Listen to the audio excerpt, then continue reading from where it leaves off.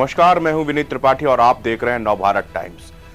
चांद के दक्षिणी ध्रुव लैंडर पर जा उतार कर इतिहास रचने के बाद भारत ने शनिवार को अपने पहले सूर्य मिशन आदित्य L1 को सफलता से लॉन्च कर दिया। इस मिशन का सबसे बड़ा मकसद था, वो था सूर्य से जुड़े रहस्यों से पर्दा उठाना। आखिर सूर्य मिशन जरूरी क्यों है? सूर्य का अध्ययन करना धरती पर रह रहे लोगों के लिए आखिरकार इतना इंपॉर्टेंट क्यों है? इसकी जरूरत क्या है? हो सकता है कि इस तरह के सवाल आपके जहन में भी आते होंगे या किसी अन्य के ऐसे सवालों से होकर गुजरे हों। इसका जवाब यही है कि सूर्य मिशन सिर्फ एक वैज्ञानिक अध्ययन की कवायद नहीं है, ये मानवता की सबसे बड़ी सेवा भी है।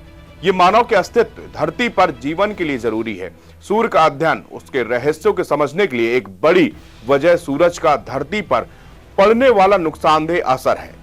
सूरज पर सौर तूफान आते रहते हैं, इसमें सौर ज्वालाएं निकलती हैं।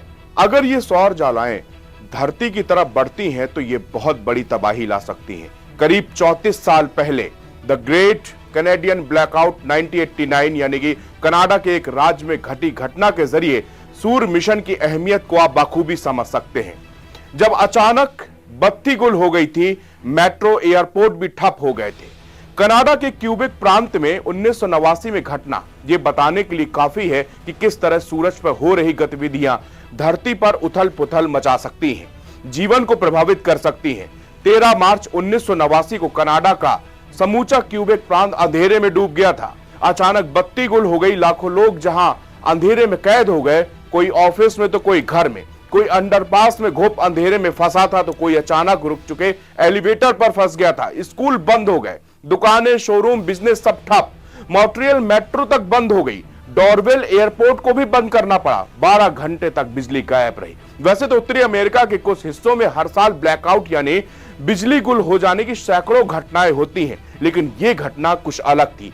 क्यूबेक ब्लैकआउट की वजह से सोलर फॉर्म यानी कि सौर तूफान था। अमेरिकी अंतरिक्ष agency national aeronautics and space administration यानी नासा ने बताया कि ब्लैकआउट की वजह सूरज पर हुई घटना है। नासा ने इसकी पूरी कहानी भी बताई थी। रेडियो सिग्नल फेल हो गया, रूस का हाथ इसमें माना जा रहा था, लेकिन हकीकत कुछ और निकली थी। 10 मार्च 1989 शुक्रवार को अंतरिक्ष वैज्ञानिकों को सूरज पर एक ताकतवर विस्फोट का पता चला। कुछ ही मिनटों में सूरज के मैग्नेटिक फोर्सेस ने अरबों टन गैस छोड़ा। एक ही वक्त में हजारों परमाणु बम विस्फोट जितना ताकतवर था वो सारे विस्फोट से पैदा हुई विशाल गैस बादलों की शक्ल में तेजी से ऊपर की ओर बढ़ी। 10 लाख मील प्रति घंटे की रफ्तार से इसकी जो स्पीड थी। इसके बाद में सौर ज्वालाओं की वजह से शॉर्ट वेव रेडियो बाधित हो गई। यूरोप में रेडियो सिग्नल जैम हो गए। रेडियो तरंगों के जाम होने की शुरुआत में रूस की करतूत मानी जा रही थी, लेकिन हकीकत तो कुछ और ही थी।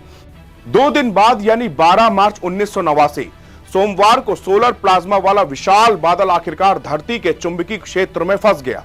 सोलर प्लाज्मा विद्युत आवेशित कणों वाली गैस होती है। इस जियोमैग्नेटिक स्टॉर्म यानी भूचुंबकीय तूफान की वजह से जो चुंबकीय विक्षोभ हुआ वो मैग्नेटिक डिस्टरबेंस हुआ। वह बहुत ताकतवर था। इसकी वजह से नॉर्थ अमेरिका में जमीन के नीचे इलेक्ट्रिकल करंट पैदा हो गया। 13 मार्च को तड़के 2:45 बजे करीब इस इलेक्ट्रिक करंट ने क्यूबेक के पावर ग्रिड को पूरी तरह से ठप कर दिया और अचानक पूरा राज्य अंधेरे में डूब गया था। अमेरिका में भी इसका असर दिखा था। ऐसा नहीं था कि उस तूफान का असर सिर्फ कनाडा के क्यूबेक राज्य में पड़ा हो। अमेरिका में भी न्यूयॉर्क, न्यू इंग्लैंड जैसे कुछ इलाकों में भी लगभग उसी वक्त बिजली सप्लाई बाधित हुई थी, लेकिन क्यूबेक जैसा असर वहां देखने को नहीं मिला था। अंतरिक्ष में भी इसका असर दिखा। कुछ सैटेलाइट कई घंटों तक कंट्रोल से बाहर हो गए। नासा के TDRS-1 कम्युनिकेशन सैटेलाइट में 250 से ज्यादा गड़बड़ियां आ गई। स्पेस शटल डिस्कवरी में भी रहस्यमय समस्याएं पैदा हो गई। हालांकि सौर तूफान थमने के साथ ये गड़बड़ियां भी रहस्य ढंग से अपने आप ही दूर हो गई। उसी साल 16 अगस्त को एक अन्य और सौर तूफान की वजह से टोरंटो स्टॉक एक्सचेंज में भी इसी तरह की ट्रेंडिंग बंद हो गई। इस साल अप्रैल में हिंद महासागर में रेडियो सिग्नल फेल हो गए। वो भी इसी साल की बात है। अप्रैल में भी सौर ज्वालाओं की वजह से हिंद महासागर के ऊपर शॉर्ट वेव रेडियो सिग्नल ठप हो गए थे। हालांकि ये क्यूबेक ब्लैकआउट की तुलना में बहुत ही छोटी घटना थी। हिंद महासागर के ऊपर शॉर्टवेव रेडियो ब्लैकआउट की वजह से एम क्लास की सौर ज्वालाएं निकली थी। ये मध्यम श्रेणी की होती हैं, जिनसे कुछ समय के लिए रेडियो सिग्नल प्रभावित होते हैं। नासा के मुताबिक सौर ज्वालाओं में सबसे ताकतवर ज्वालाएं एक्स क्लास की होती हैं, उसके बाद एम क्लास की सौर ज्वालाएं आती हैं जो एक्स ज्वाला क्लास से 10 गुनी छोटी होती हैं। उसके बाद सी क्लास, बी क्लास और ए क्लास की ज्वालाएं होती हैं। ये इतनी कमजोर होती हैं कि धरती पर कोई खास असर इनसे नहीं होता। सौर ज्वालाएं यानी कि सोलर फ्लेयर सूर्य पर हुए विस्फोटों से बनती हैं, जो कि अंतरिक्ष में ऊर्जा, प्रकाश और हाई स्पीड वाले कणों को भेजती हैं। आदित्य L1 का उद्देश्य सोलर डिस्प्लेसमेंट की वजह से धरती पर पड़ी तबाही मच सकती है। क्यूबेक ब्लैकआउट उसका एक छोटा सा नमूना था। आदित्य L1 इन सोलर डिस्टर्बेंस के बारे में कुछ भी वैज्ञानिक जानकारी पहले से मौजूद है उसमें कुछ और जोड़ेगा। यह सूरज से जुड़ी रहस्यमयी पहेलियों की गुत्थी सुलझाने में मदद कर सकता है। सूर्ययान 125 दिन में धरती से करीब 15 लाख किलोमीटर लंबी यात्रा के बाद लैग्रेंजियन पॉइंट L1 के आसपास एक प्रभामंडल कक्षा में स्थापित होगा, जिसे सूर्य के सबसे करीब माना जाता है। यह वहीं पर सूर्य पर होने वाली विभिन्न घटनाओं, गतिविधियों का अध्ययन करेगा। लैग्रेंजियन पॉइंट पर धरती और सूर्य का गुरुत्वाकर्षण बल संतुलित होता है, इसीलिए वैज्ञानिकों ने इस पॉइंट पर ही अपने आदित्य L1 मिशन को स्थापित किया है। तो आपने ये रिपोर्ट सुनी होगी और जाने होंगे कि आखिरकार आदित्य L1 मिशन पूरी दुनिया के लिए कितना अहम है।